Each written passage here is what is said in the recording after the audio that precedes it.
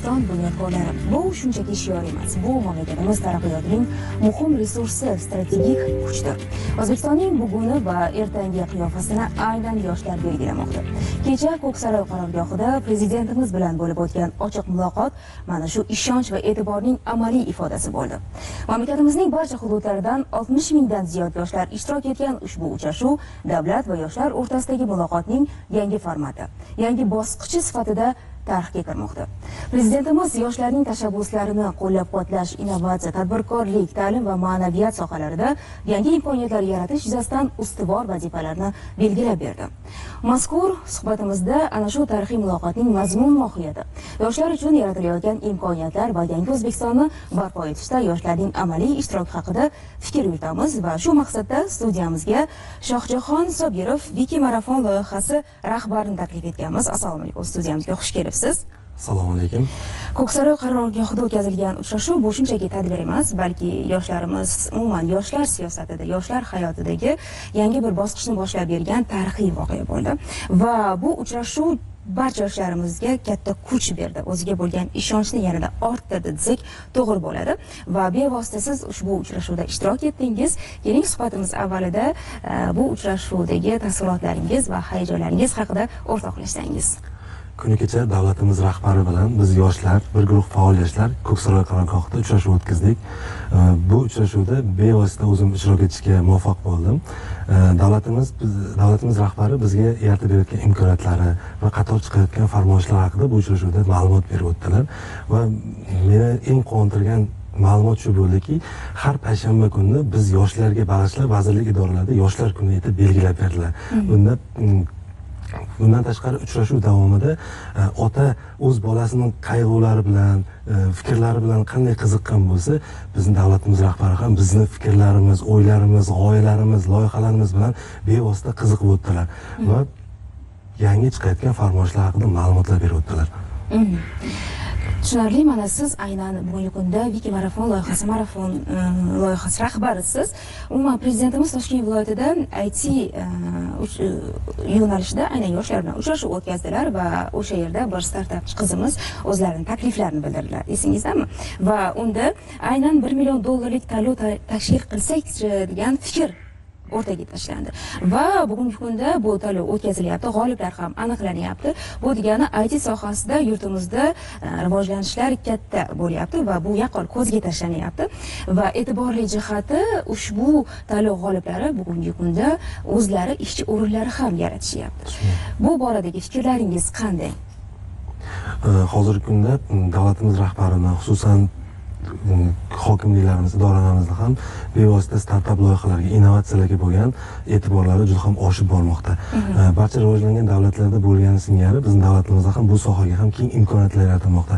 Masalan, men xususan o'zim ham 2022-yilda startap loyiham orqali mahalliy byudjetdan, prezidentimiz ajratgan byudjetdan 60 million so'm grant sohibi bo'lganman va hozirgi kunda loyiham Chust innovatsion tumanida amaliy tadqiqotga qo'yilgan va 2023-yil 3-fevralda davlatimiz rahbariga shaxsan taqdim qilishga ham muvaffaq bo'lganman. Hozirgi kundagi amaliy ifodasini ko'rish mumkin buni. Mana siz hozir aytyapsiz, 60 million sohibi bo'lgan ekansiz, to'g'rimi? Siz yoshlar uchun yaratilgan imtiyozdan foydalangan iqtidorli yoshlarimiz safida ekansiz. Umuman, Shohjahon, aytib o'tsangiz, siz yaratgan startapning qaysi jihatlari muhim va u umuman xalqimiz uchun qanday manfaat keltiradi va uning zaruratini biz nimada ko'rishimiz mumkin? Hozirgi kunda energiyaga bo'lgan ehtiyoj barcha davlatlar singari O'zbekistonda ham ortib bormoqda, ya'ni elektr energiyaga. Biz bunda talabalik davrimda ko'cha chiroqlari tizimida elektr energiya samaradorligini oshiruvchi tizimni ishlab chiqqanmiz. Ya'ni shom va azon vaqtida bizda ko'p elektr energiya isrofini oldini olish maqsadida sohani avtomatlashtirganmiz. Bunda hozirgi yoqilayotgan energiyani 50% gacha tejovchi tizimni mahalliy xomashyolar evaziga, mahalliy xomashyolar hisobiga tejashga muvaffaq bo'lganmiz, ya'ni qurilma ishlab chiqqanmiz.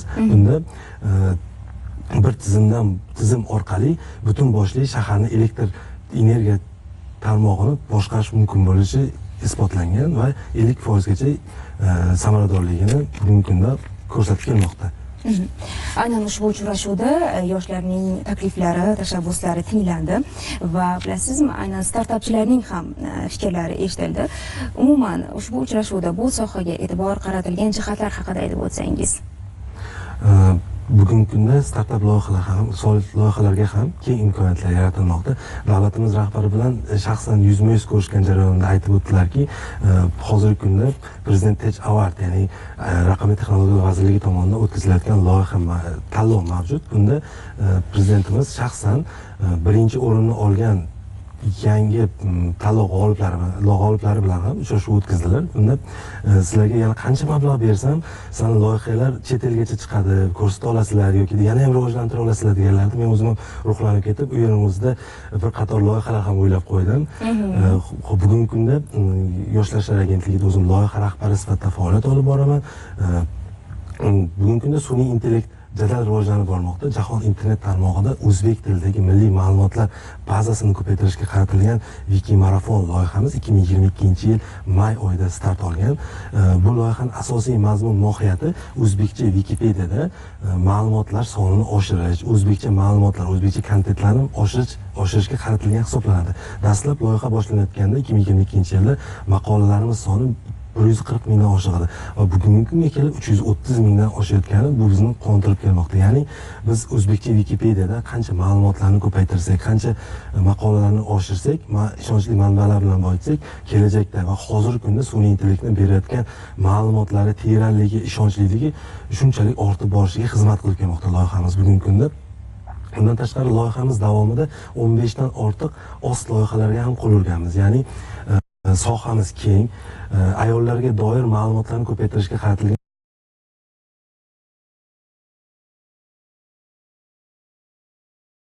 Wiki ayollar loyihamiz. Undan tashqari talabalarni qog'ozbozlikdan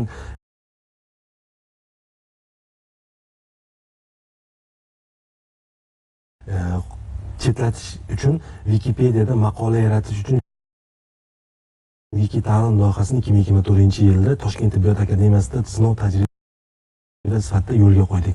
Undan tashqari Wiki oromgoh loyihasi. Bunda bir guruh faol ko'ngilli yoshlar saralanib olinib, bir hafta davomida Bo'stonliq tumanida Wikipediyada maqola yaratish, sahifa yaratish bo'yicha ko'nikmalarni oshirib, o'zbekcha Wikipediyaga bemalol hissalarni qo'shishlari mumkin bo'ldi. Undan tashqari Wiki Quiz loyihalarimiz, Wiki Nations loyihalarimiz ham bugungi kunda mavjud. Bunda loyihalarimizda yoshlarimiz bevosita o'zlarini ishtirok etib, o'zbekcha kontentlarni ko'paytirishga xizmat qilib kelishmoqda. Agar hozir mana siz hozir loyihalar haqida gapirib o'tyapsiz-da, loyihalarning turlari ham ko'p ekan. Shu jarayonda necha nafar yoshlar qamrab olinyapti bu loyiha doirasida? Aytishim mumkin, kuni kecha biz yoshlarimizni huquqiy savodxonligini oshirish maqsadida, korrupsiyaga qarshi kurashish huquqiy savodxonligini oshirish maqsadida Wiki antikorrupsiya tanlovini o'tkazdik. Bunda ayta olishim mumkin raqamlarda 30 mingga yaqin, 40 mingga yaqin yoshlarimiz qatnashib, o'zlarini bilimlarini oshirib, bilimlarini oshirish bilan barobarida Yoshlar ishlar agentligi, korrupsiyaga qarshi kurashish agentligi, Yevropa ittifoqi, UNDP hamkorligida o'tkazildi bu tanlovimiz va bunda yoshlarimizni turli xil pul mukofotlari bilan taqdirlashga ham muvaffaq bo'ldik. Ayta olishim mumkin bemalol. Shu uchrashuv davomida kitobxonlikni yanada oshirish borasida ham alohida fikrlar bildirildi, takliflar bildirildi, tashabbuslar ilgari surildi va barchamiz ko'rib guvoh bo'lib turibmiz. Bugungi kunda kitobxon bo'lgan yoshlar qanaqa yuksak natijalarga erishyapti, to'g'rimi? Avtomobil sohibi bo'lishyapti va ular ota-onalariga bu avtomobilni sovg'a qilishyapti. Faqat nima orqali? Kitob orqali, bilim orqali. Va bu tizimni aynan viloyatlarda ham yanada faollashtirish topshirildi. Shular haqida fikrlaringiz? Yaqindagina prezidentimizning chiqargan qarorlari biz kitobxon yoshlar uchun bevosita uchqun bo'ldi deb ayta olaman. Ya'ni alohida bir jamg'arma tashkil qilib berildi. Kitobxonlik madaniyatini rivojlantirish jamg'armasi. Bunda nafaqat o'zbek tilidagi, balki chet tilidagi adabiyotlarni o'zbek tiliga tarjima qilish uchun bir qancha milliard so'mlar ajratib berishdi. Bunda 1000 kitob loyihasi doirasida, ya'ni bizning Yoshlar ishlar agentligi qoshida yana bir 1000 kitob loyihasi ham bor. Bunda chet tildagi ilmiy ommabop bo'lgan kitoblar o'zbek tiliga tarjima qilinadi. Ya'ni til bilmagan yoshlarimiz ham bugungi kunda ko'pchilikni tashkil qiladi. Ular uchun ham alohida imkoniyat sifatida o'zbek tilida jahondagi ilmiy ommabop kitoblarni tarjima qilib kelishmoqda bugungi kunda ushbu loyiha ham. va kitobxonlik madaniyatini rivojlantirish jamg'armasi qoshida ham bu juda ham kengaytirilgan tarzda olib borilmoqda bugungi kunda. Tushunarli va bilasizmi, eng muhim jihatlardan biri ushbu uchrashuvda yosh oilalarni qo'llab-quvvatlash borasida ham o'ziga xos bir takliflar bildirildi. Bilamiz, sir emas, yosh oilalarning birlamchi bu zarurati moddiyat hisoblanadi va ularni juda ko'pchiligida uy-joy masalasi muammolari bo'lishi mumkin va bu borada ular uchun juda katta imtiyozlar berilishi ham aytib o'tildi. To'g'rimi? Xuddi shunday yosh oilalarga ham uy-joy sotib olishda turli xil imtiyozlar berilish haqida davlatimiz rahbari o'sha yerni o'zida e'lon qilib o'tdilar. Bu biz yoshlar uchun yaratib berayotgan imkoniyatlardan yana bir kattasi desam mubolag'a bo'lmaydi. O'sha yerda o'tirgan yoshlarga e'tibor beradigan bo'lsak, har birining ko'zi yonib turibdi, bilyapsizmi? Har birining fikri, qalbi, ularni har biri jon qulog'i bilan tinglayapti va har bir taklifdan o'zgacha bir o'ziga kuch olyapti, ishonch yanada ortayotganini ko'rishimiz mumkin har bir sohada. Biz ta'lim yoki tibbiyot yoki boshqa sohalarda eng bugungi kunda zarur bo'lgan fikrlarni, takliflarni ushbu uchrashuvda ko'rdik va bu yoshlarimiz uchun katta imkoniyatlarni beryapti. Xuddi shunday talabalarimiz ham bu uchrashuvda chetdan qolishmadi. Dual ta'limni yo'lga qo'yish haqida, dual ta'limni yanada jadallashtirish bo'yicha prezidentimiz qator farmoyishlar, qarorlar aytib o'tdilar. Viloyat hokimlariga bunda talabalarimizni o'qish davridayoq ish bilan ta'minlash masalasi ustuvor vazifa etib belgilandi va nima desam bo'ladi?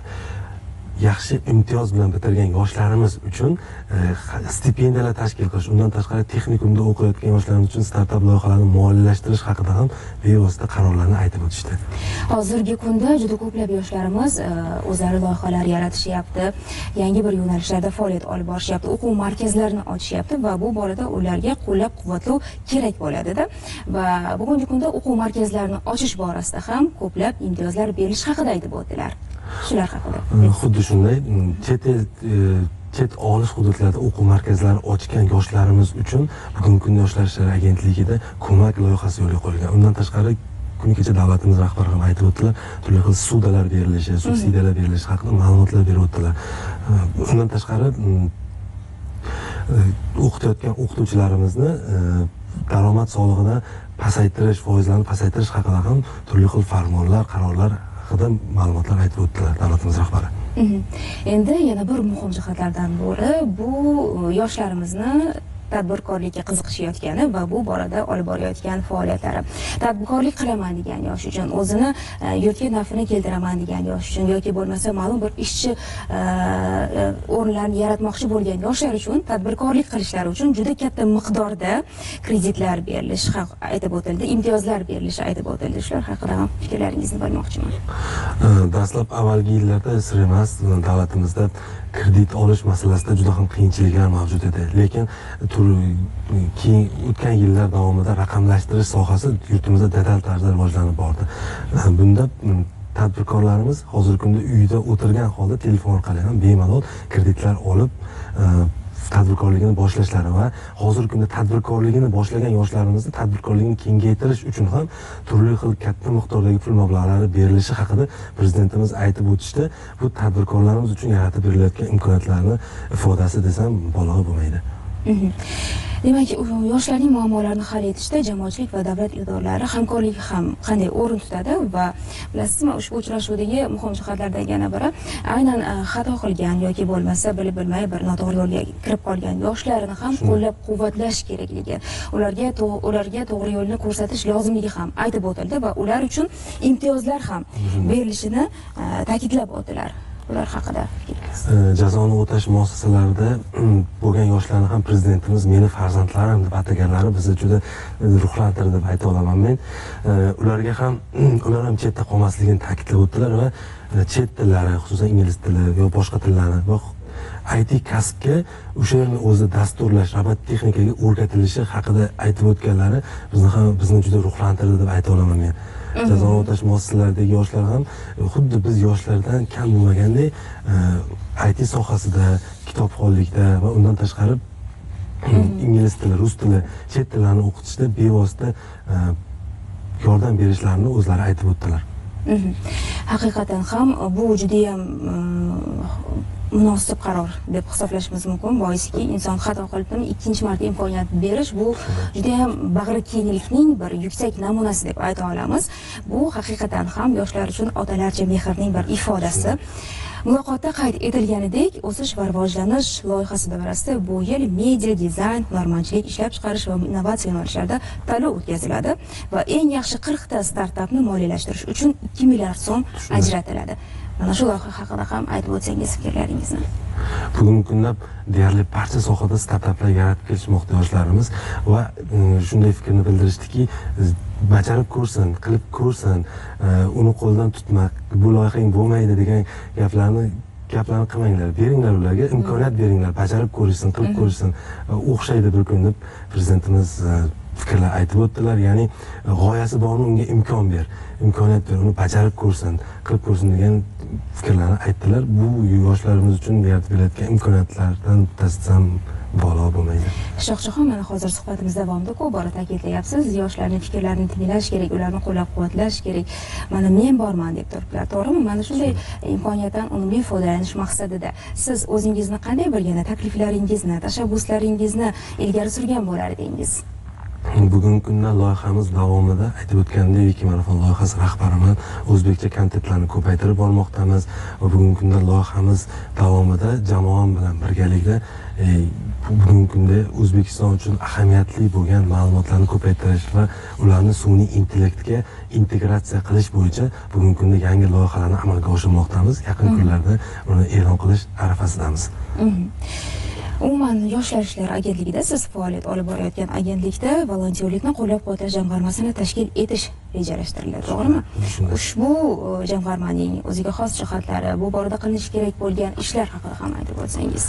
Avvallari volontyorlik desa hamma ko'ngilli, bepulga ishlaydigan yoshlarni tushunishgan. Lekin kuni kecha davlatimiz rahbari bilan bo'lgan uchrashuvda biz shuni angladikki, volontyorlar ham chetda qolishmaydi. Davlatimiz rahbari volontyorlar uchun volontyorlik jamg'armasini tashkil qilib berdilar va har yili byudjetdan 62 milliard so'mgacha pul ajratilishini belgilab o'tdilar. Bu volontyorlarimiz uchun ham, ko'ngilli yoshlarimiz uchun ham yaratib berilayotgan imkoniyatlardan namunasi desam adashmayman. Tushunarli. Shohjahon, katta rahmat sizga samimiy muloqot uchun, bildirgan fikrlaringiz uchun. Kelgusidagi ishlaringizga muvaffaqiyatlar tilaymiz. Omon bo'ling. Hurmatli teletomoshabinlar, biz suhbatimizni mana shu yerda yakunlaymiz va O'zbekiston 24 telekanalini kuzatib borishingizni taklif qilamiz. Dasturlarimiz davom etadi.